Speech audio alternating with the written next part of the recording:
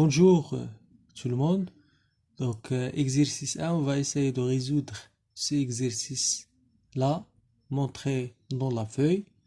Donc, on donne VE1 est égal 5 volts, VE2 est égal 10 volts, R1 est égal, R2 est égal 1 kg. Donc, ça, c'est un montage d'un amplificateur opérationnel qui est constitué par deux générateurs de tension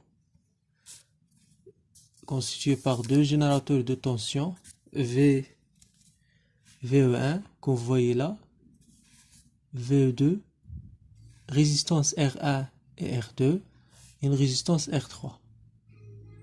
Donc on va appliquer deux tensions dans les deux entrées, soit l'entrée non inverseuse ou dans l'entrée inverseuse, pour avoir là une tension dans la sortie VS.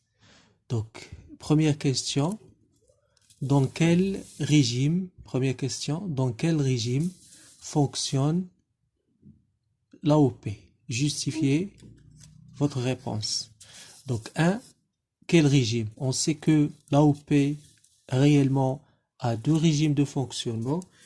Donc a deux régimes de fonctionnement, le régime linéaire et le régime non linéaire.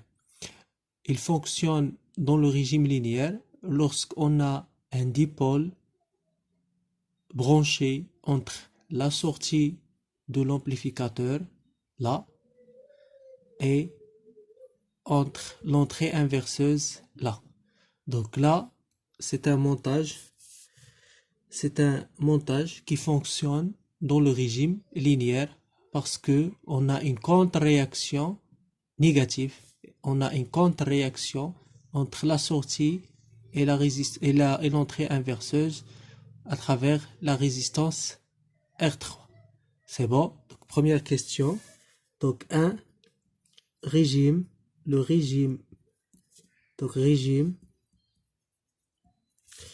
linéaire. Donc, le régime linéaire. C'est bon? Pourquoi? Parce que le montage, il contient une contre-réaction négative.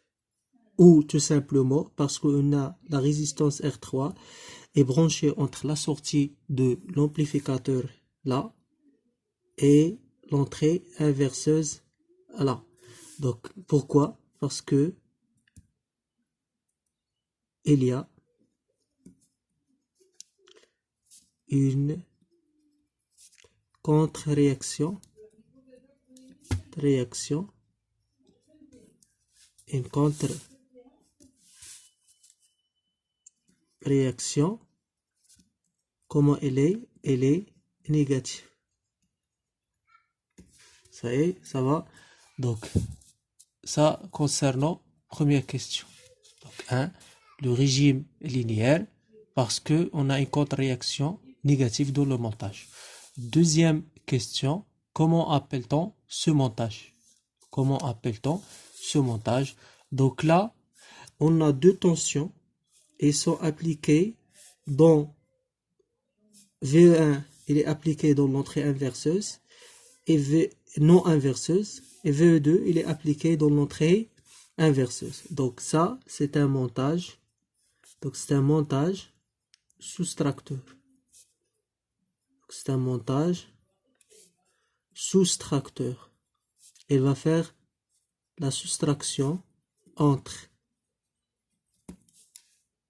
les deux générateurs VE1, VE2 en fonction de R1, R2 et R3 aussi. Ça va? Donc lorsqu'on a deux tensions appliquées dans les deux entrées, donc on peut constater que l'amplificateur il fait la soustraction. Donc c'est un montage soustracteur. Troisième question, calculer VS. Donc ça c'est très important. Il faut savoir comment on peut calculer la tension VS de ce montage-là. VS, c'est la tension délivrée par ce montage. Ça, c'est la tension VS.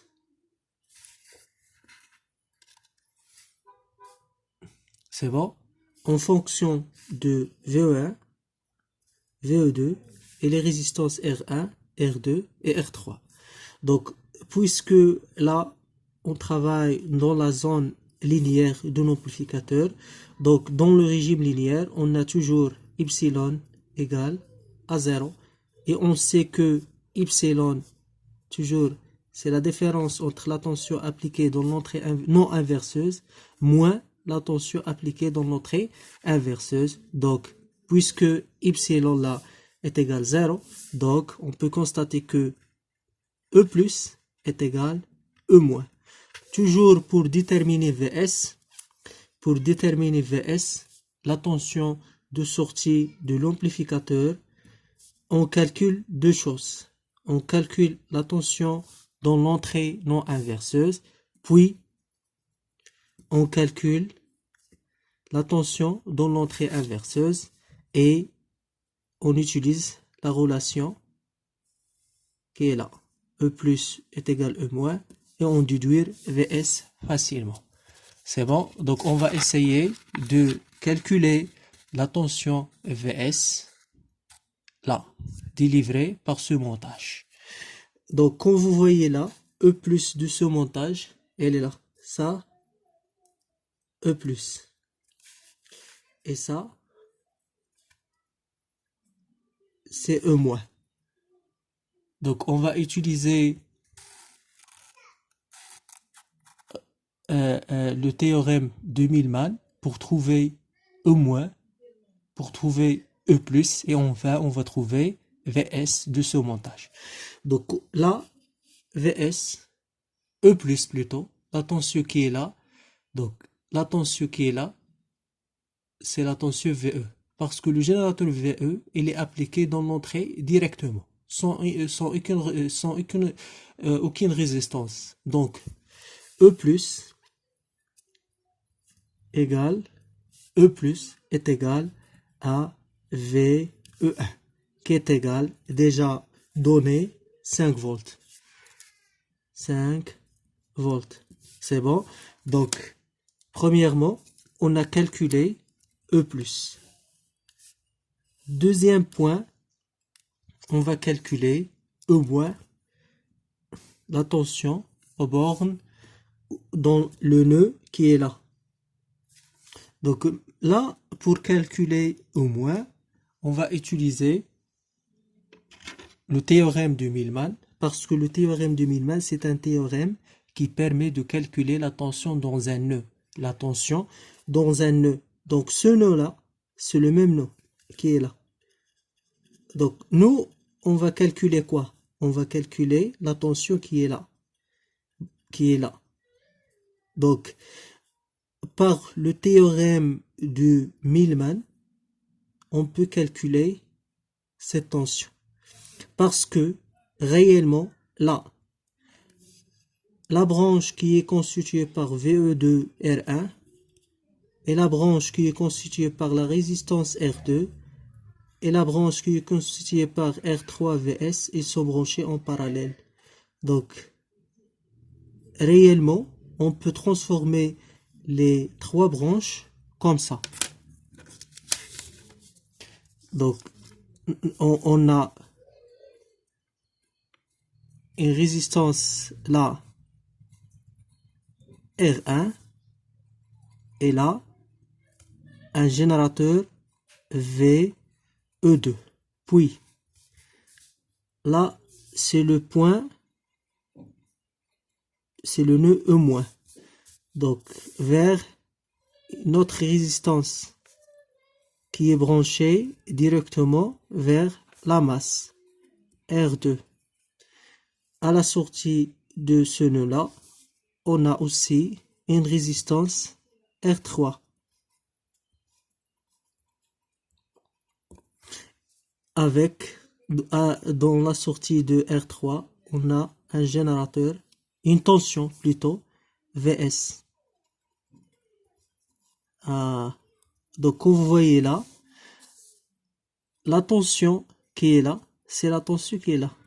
Donc, pour calculer au moins, parce que Millman, il permet de calculer la tension dans un nœud. Dans un nœud. Donc, la tension au moins qui est là, par Millman. Donc, la première branche est constituée par le générateur VE1. Première branche est constituée par le générateur VE1. Donc, on met VE1 divisé par la résistance R1 plus deuxième branche, il est constitué uniquement par une seule résistance. Donc, d'après Millman, on met 0 lorsqu'on n'a pas un générateur, 0 divisé par R2 plus troisième branche est constituée par le générateur, la tension VS et la résistance R3. Donc, VS divisé par R3. Le tout est divisé par l'inverse de la résistance de chaque branche. 1 sur R1 plus 1 sur R2 plus 1 sur R3. Ça va? Donc, mathématiquement, puisque on a E plus est égal E moins, donc E plus est égal E moins, ça veut dire que VE1 égale cette formule. Donc VE1 divisé par R1 plus 0 normalement divisé par R2 c'est 0 plus VS divisé par R3.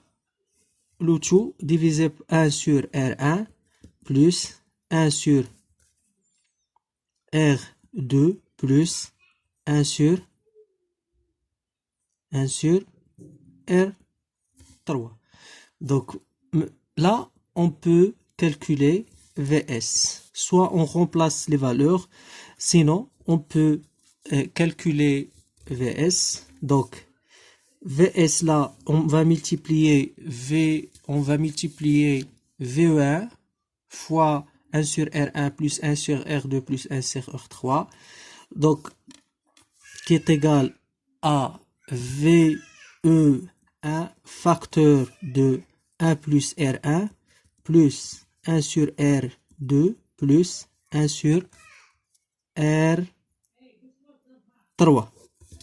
égale quoi?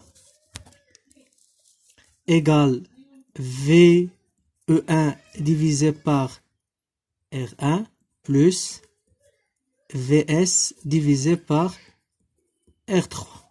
Donc, je vais déplacer VE1 divisé par R1 vers l'autre côté. Il devient négatif. Donc, là, attention. Là, c'est... Désolé. Là, c'est VE2. VE2 divisé par R1. VE2 divisé par R1. C'est bon? VE2, c'est pas VE1. Parce que la tension qui est là, c'est VE2. Désolé. C'est bon? Ça va? Donc, on continue le calcul. Donc, VE1 facteur de 1 plus divisé par R1 plus 1 sur R2 plus 1 sur R3 moins VE2 divisé par R1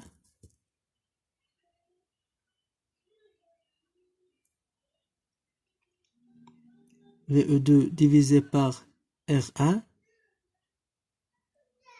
égale à VS divisé par R3. Je vais multiplier la résistance R3 fois cette formule. C'est bon? Donc, il devient que VS égale R3. Normalement, R3 fois VE1 facteur de 1 plus, divisé par R1 plus 1 sur R2 plus 1 sur R3 qui est égal à VE1 facteur R3 divisé par R1 plus R3 divisé par R2 plus R3 divisé par R3 c'est 1 moins R3 divisé par R1 fois VE2 fois VE2. Donc ça c'est l'équation finale. Donc on peut remplacer facilement les valeurs parce que déjà on a que VE1 est égal 5 volts. Donc 5 facteur R1, R3 est égal R1, donc c'est 1. R3 divisé par R2, la même chose c'est 1. Plus 1, moins R3, moins R3 divisé par R1 égale quoi? Est égal aussi 1 facteur fois VE2, donc 10 volts. Donc 3 fois 5 c'est 15, moins 1 fois 10 c'est 10, donc est égal 5 volts. Et ça, c'est la valeur finale de ce montage-là. Donc VS de ce montage, VS égale à 5 volts. Donc il a fait la soustraction, ce montage-là, à l'aide de l'amplificateur, on a fait la soustraction entre deux générateurs, un générateur qui délivre 5 volts et l'autre qui délivre 10 volts. Merci pour votre attention.